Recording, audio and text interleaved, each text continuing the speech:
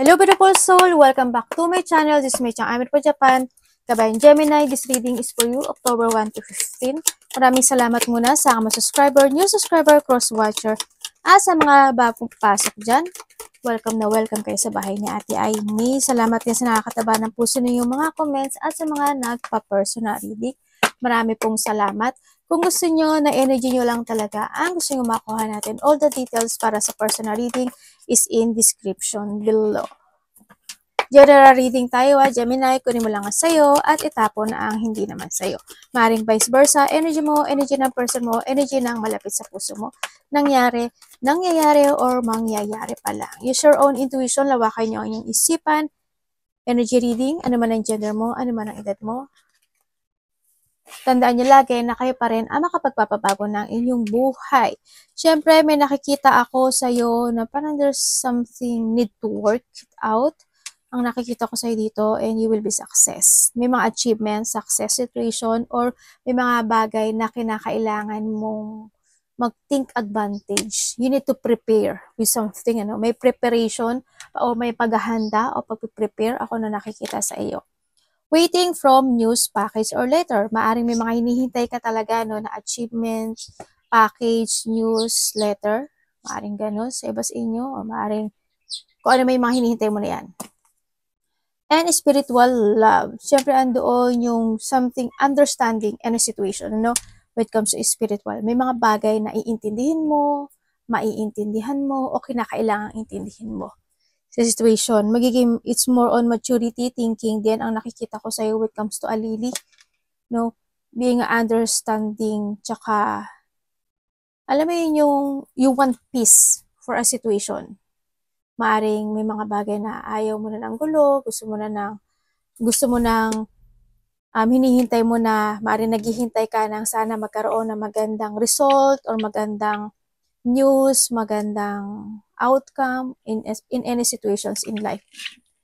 And we have the get back to the basic. May makabagay na ikaw is muling babalik from the top or from the basic o kinakailangan.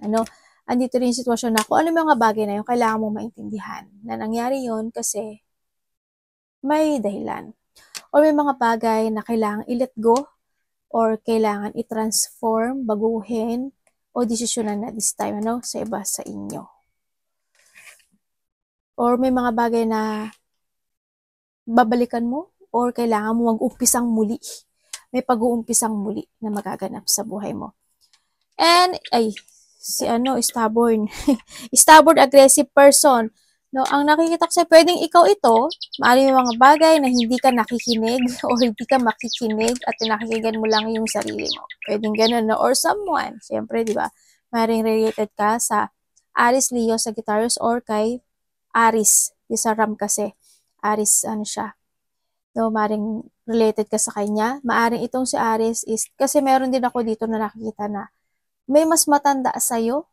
Yun na nakikita ko. Hindi ko alam kung sino siya. Pwedeng itong si Aries, or itong si Ram, or ito yung nagmamatigas o matigas na tao, or maybe this is you also sa iba sa inyo. Ang nakikita ko rin dito, kung sino man ito, maaaring matigas ang ulo niya. Sana hindi ikaw yan, kung ikaw man yan. O may mga bagay na kinakailangan na magpakumbaba ka, pagdating dito sa sitwasyon para magkaroon ng magandang outcome. Dealing or relationship with a woman, magkakaroon ng pag-uusap, union, getting together, collaboration, partnership, or dealing, or kung ano man yan, sa isang tao na babae, Maaring itong tao na to ang magbibigay sa'yo ng news, package, or letter. Or maaring itong tao na ito is ang mag-aayos or gagawa ng paraan to fix something. Pwedeng gano'n, Also, ang nakikita ko rin dito, pwedeng ikaw ito or basta may mga dealing situation. Pwedeng ikaw ito, you are dealing dito kay Ram, sa matigas ang ulo, matanda man siya o bata, maaring you are dealing sa mga taong hindi nakikinig o matigas ang tuo o aggressive person, pwedeng ganon. Ang nakikita ko rin sa dito is kung this is you, lalaki ka man o babae, is napaka very attractive mo sa mga tao na may negative energy, no? Na maaring kahit anong sabihin mo sa kanila, hindi sila makikinig sa'yo. Or vice versa. And someone is living in your life. Ala, sabi ko, pwedeng ito is ikaw na pwedeng may aalisan ka na isang bagay o isang sitwasyon na isang positions in life, or pwedeng pagiging matigas ang ulo mo. Halimbawa, matigas ang ulo mo, aalis ka na doon, hindi ka na magiging matigas ang ulo kasi you want peace, pwedeng ganun, at magbaback to the basic ka. Pwede rin naman na may tao, no, na pwedeng itong si Ram or someone who's connected sa iyo na aalis sa buhay mo, or magkakaroon ng pagtatapos, or there's an ending situation happen into your life. Pwedeng sa trabaho, pwedeng karelasyon, pwedeng a person who's connected you, pwedeng kung sino to. There's an empty chair kasi ako nakikita ito. Pwedeng positions in life, ganyan. Kung saang aspeto ng buhay mo yan, ha. Pwedeng kung ano man yan. Relasyon, trabaho, or any situation, connection. Tingnan natin. Ang energy mo. Ang sabi ito, someone's going out of your life. Naglabas na rin dito, oh. Diba? Or there's an end of a situation. Tulad ng sabi ko kanina, there's an end of situation happening to your life na magbabalik ka sa from the basic. Or pwede rin na ito is magkakaroon ng pag-uusap. Sa iba ha, aanin ko ha. Halimbawa, merong tao na umalis sa buhay mo. May tao na umalis sa buhay mo, nagkaroon siya ng enlightenment. Naari itong tao na to is nagmatigas siya, or nandun yung naging aggressive siya in the past, or maybe it's you na nagkaroon siya ng understanding sa buhay niya, na nandun pa rin yung attraction, babae o lalaki man yan, na gusto niya kayong mag-start ng new beginning in life. Vice versa. No? Maaring ikaw ito naghihintay, or maaring siya is naghihintay para mangyari itong sitwasyon na to. Vice versa. Kung sino man yung tao na connected sa'yo. Energy niya. Energy ni Gemini. Uy.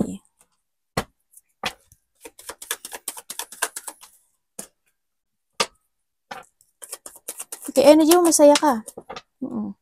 Ang energy mo is, nakakaramdam ka by 1 to 15 na parang handun na yung there's a hope, happiness, you feel free in a situation. Nandito nga si back to the basic, parang lumaya ka, parang andun ka sa sitwasyon na parang nakalipad ka sa isang sitwasyon na naging mahirap sa buhay mo, gano'n. Masaya, may mga bagong simula na magaganap ang mangyari sa'yo, 1 to 15. And then enlightenment also, no? There's enlightenment, freedom. It's more on renewal sa buhay mo na nagaganap. Makikita mo na ngayon this time yung makakaramdam ka na yung worth mo sa buhay. Ganun, ang may mga bagong umpisa, bagong simula na sitwasyon. Ako nakikita sa iyo, may mga abundance ito, no? Yan, sa iba sa inyo, there's a development happen situation. Maaring you want to create something into your life, and there's a development na magaganap o mangyayari sa buhay mo.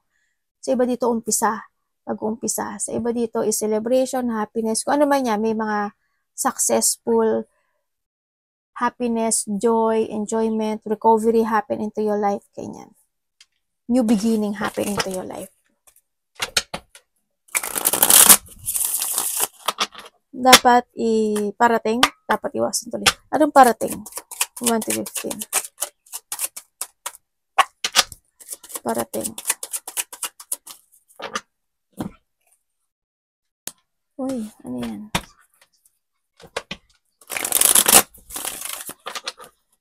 Ano po to?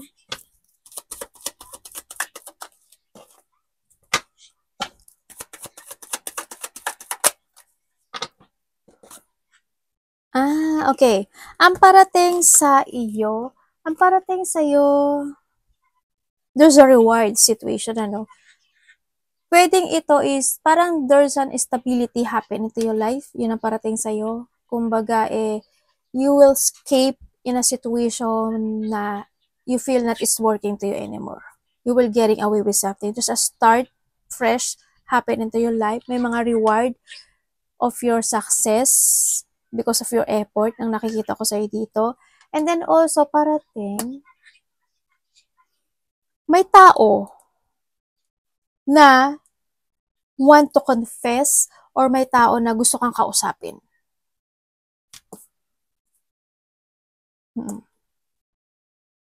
May tao na gusto kang kausapin. Pwedeng ikaw ito or siya.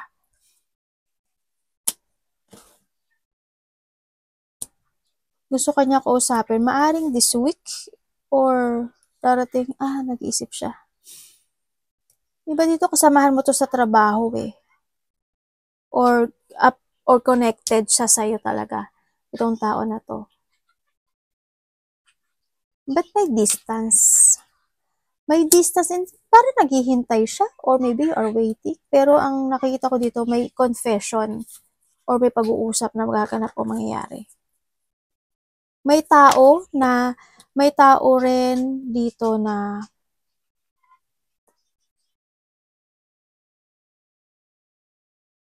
may nagmamatsyag sa'yo kasi May nagmamatsyag sa'yo. Maring pinag-uusapan ka, minamatsyagan ka. Yun ang nakikita ko dito. May taong nagsisisi. May taong nagsisisi. May tao na, alam mo yung gusto niyang, yung dito may tao na gusto niyang linisin yung sarili niya. Or gusto niya mag-explain, maybe. Yun sa iba. Either, kasi ganun din yan, explain or paglilinis. Yan, may tao na ganun. Ako na nakikita dito. Pwede rin na parang, gusto niya ipaliwanag yung situation, pwedeng ganun, no? Yun, parang may ganun ako nakikita dito. May tao daw na ganun.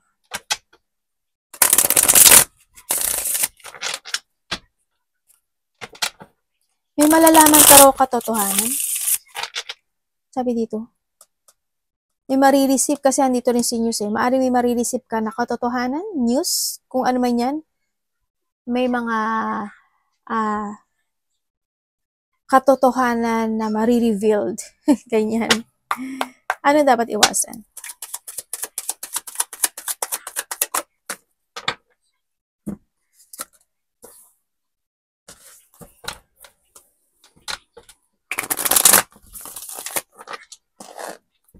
Dapat iwasan.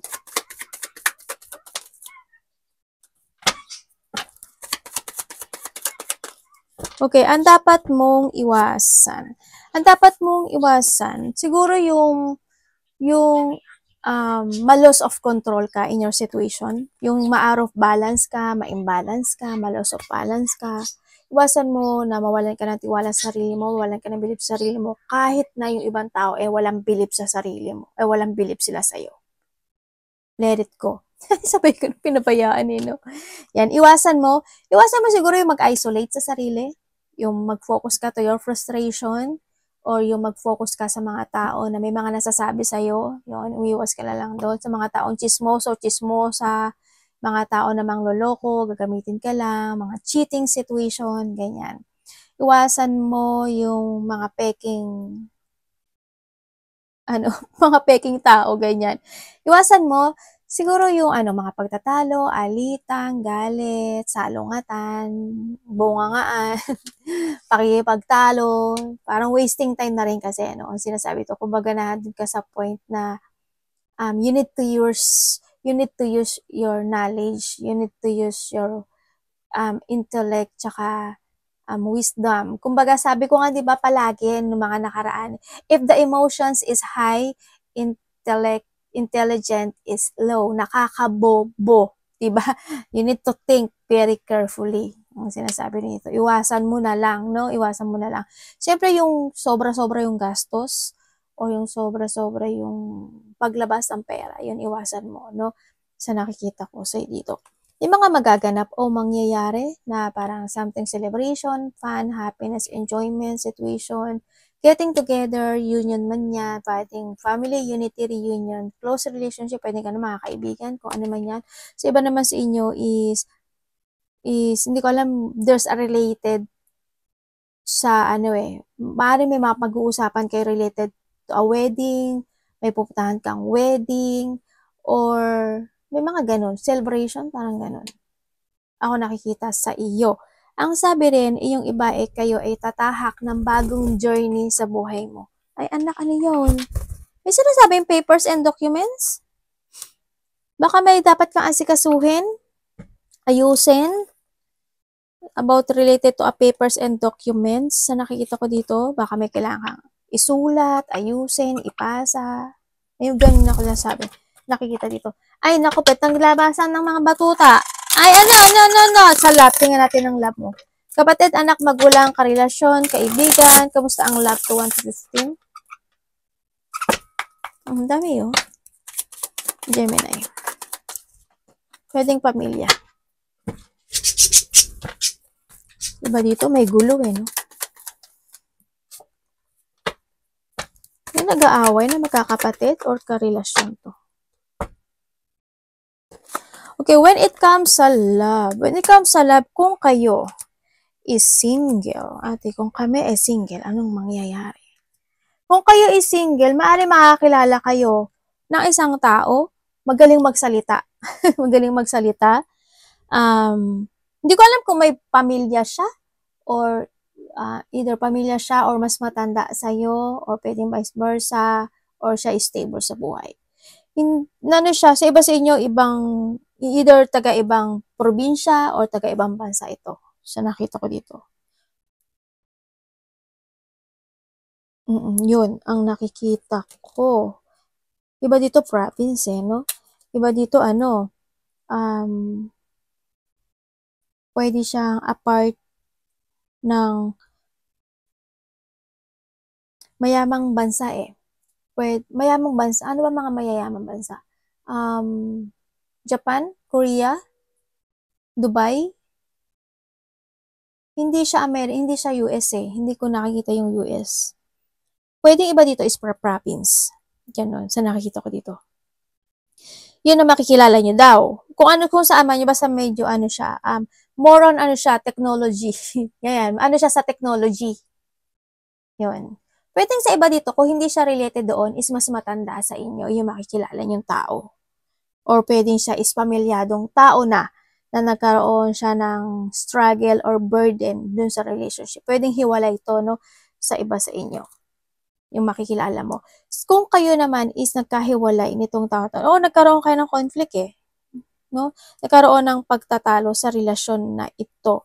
Kumbaga, nahandoon, kasi LDR din yung iba, no? LDR talaga. Parang magkaiba kayo ng edad nito. Magkaiba kayo ng edad. Isa bata, isa in a middle age, ganun. Nakikita ko dito. Or hindi siya gano'n na nagkakalayo, pero merong gap, konti man siya o malaki. Pero hindi siya gano'n malaki, hindi ko nakikita gano'n. Yung nakikita ko dito, siya isa na matanda. Yun na nakikita ko. Maaring yun yung karelasyon mo in the past, or ano man siya. Yun, sa mga nagkahiwalay, yun nga, nagkaroon talaga ng conflict. Pero, kasi is, naging controller kasi yung isa. No, hando yung pag-iwan sa ere. Pwedeng iniwan ka sa ere, iniwan mo siya sa ere. At tumahak ng bagong destination yung isa sa inyo. No? Pero isa sa inyo kasi still holding siya or still burden siya dun sa situation na naganap. Kung kayo naman is in relationship na tong taon na to, ang nakikita ko is maaring kayo is bago pa talaga nito. Kung kayo naman is mas matagal na, nahando na kayo sa situation of maturity situation.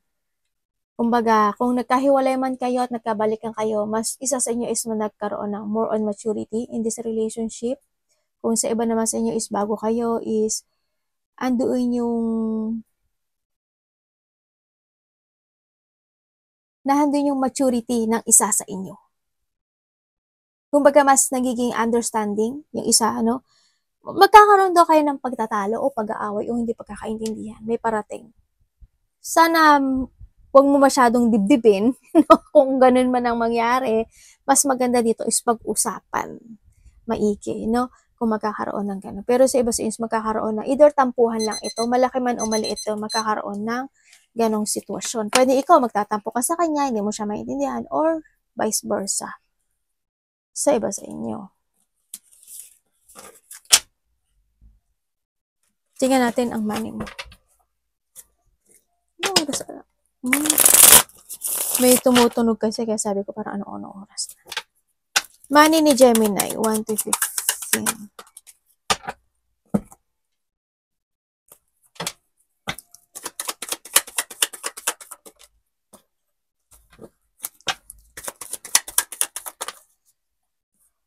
Okay, when it comes sa money mo. Sa money mo, ang nakikita ko sa dito, medyo may delay yung successful when it comes sa money, no?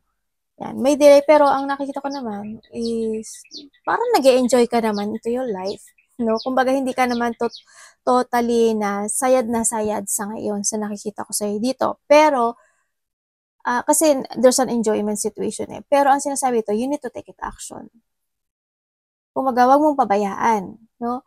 Ang nakita ko, there's a delay of success pagdating sa pera. May mga kamalian, no? Na naganap o nangyari in the past. Maaring ganun ang nakita ko sa iba dito. Pero, need to take it action. May bagong simula na magaganap sa buhay mo. Ibig sabihin is, merong fortunate outcome. There's a new beginning happen. Yung, may mga magtatapos, parating yung pagtatapos ng difficult time ng buhay mo pagdating sa pera, pero may iba sa inyo is madidelay pa siya. Kailangan lang daw aksyonan. Ang sabi ha, yung mga kailangang aksyonan, mag-action na. Kaya nandito na si Get Back to the Basic. If you want a good news, get back to the basic. Umalis ka sa isang sitwasyon sa buhay mo na it's not working to you anymore. Kumbaga, wag lang masyadong magastos, wag lang enjoy ng enjoy, think to the future, take it action. Yan ang sinasabi ha, sa iba. Pero iba is there's a delay pa. Siguro, take it action ka pa sa ngayon. Tingnan natin ang advice. Alam mo, ang sabi dito, may mga tao daw na mag-judge sa'yo. Pwede rin na may mga tao na magmamaliit sa'yo, aapihin ka, sasalbayin ka, or maybe you ha, vice versa tayo. May mga kamalian, may mga self-doubt situation, may mga pagkukulang ang sinasabi dito eh. There's a stagnant situation din ako na nakikita dito sa iyo na kailangan mo daw aksyonan. Yun ang sabi. Kung ano man yun is this the time. Don't be stagnant. Ang sinasabi rin dito. May pagmamaliit ang sinasabi eh. Mamaliitin ka siguro. Siguro may taong magiging magagalit sa iyo. Advice.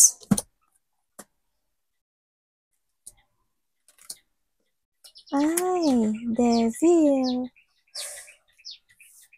Bakit kaya dito may tao dito na ang sabi ano? May tao na sabi na nag-iisip pa na sana mawala ka na, sana umalis ka, sana lumayo ka na, sana mamatay ka na, sana ganito, sana ganyan. Bakit ganun sila, no? May tao na ganun. Sana hindi ikaw yung nag-iisip na to, ha? May mga frustration yung iba dito. May travel kayo? Or maybe you're thinking about travel.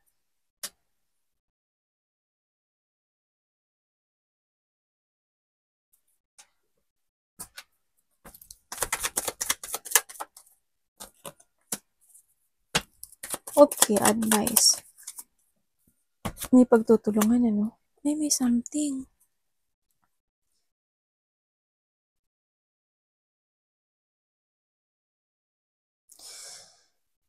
May dissatisfaction, ano? Expect the unexpected happen into your life. May mga something happen na mangyayaring kakabahan ka, matatakot.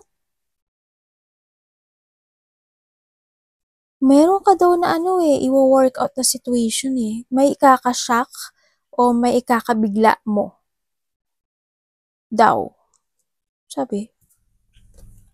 Baka ko sana good tong news na to, no. Yan. So, may nakikita kong may tutulungan ka ata or may taong tutulungan ka or may hingi ng tulong. May pagtulong kasi ako nakita dito sa iyo. May pagtutulungan. Okay, when it comes either sa union, may union. When it comes sa advice, is kailangan mo daw ng tibay ng loob. You need to move forward. Kailangan mo daw magbigay ng effort sa mga bagay na gusto mong gawin to success. Huwag ka daw mawawala ng pag-asa. Always try to make it balance yung situation. Ang sinasabi dito, try to communicate, try to cooperate, and kailangan is pagkakaisa. Ang sinasabi dito ha, kumbaga be confident in a good way sa lahat ng mga gagawin mo sa buhay mo. Huwag kang mapanghihinaan ng loob. No, huwag kang matatrap, may stuck, or huwag kang mag-focus sa frustration or negativity. Pag-isipan mo rin yung mga bagay na dapat mong bigkasin, desisyonan, sabihin, ganyan. Para hindi mag-mess yung mga bagay na gusto mong mag-success sa buhay mo. Kaya sinasabi dito is kung may mga bagay talaga na hindi nagiging maganda, get back to the basic. No, umalis ka dun sa situation na kailangan maintindihan mo. Kung ikaw ito, this is a time to change. Kasi andito rin si Lily. Ito rin. No? Kung sa aspeto ng buhay mo yan. Or yung mga tao na ganun. No? Yun na nakikita ko sa'yo dito. May mga tao ako nakikita. Hindi ko alam kung pag sabi ko, di ba, kanina may pag-uusapan ka, or maybe you have a leader, there's a leadership situation ako na nakikita sa'yo. Hindi ko alam kung nagli-lead ka ba, or may mga pamumunuan, or meron ka papasukan na isang parang group na isang situation sa buhay mo, parang ganun. Hindi ko alam kung ikaw yung in the top, or may papasukan ka isang group. Yun na nakikita ko sa iba, sa inyo. Malaki man o maliit yung group na yun, pero parang may tao. Hindi lang isa ha. Hindi lang isa yun. Parang group siya. Ganyan. Arigato namaste. God bless.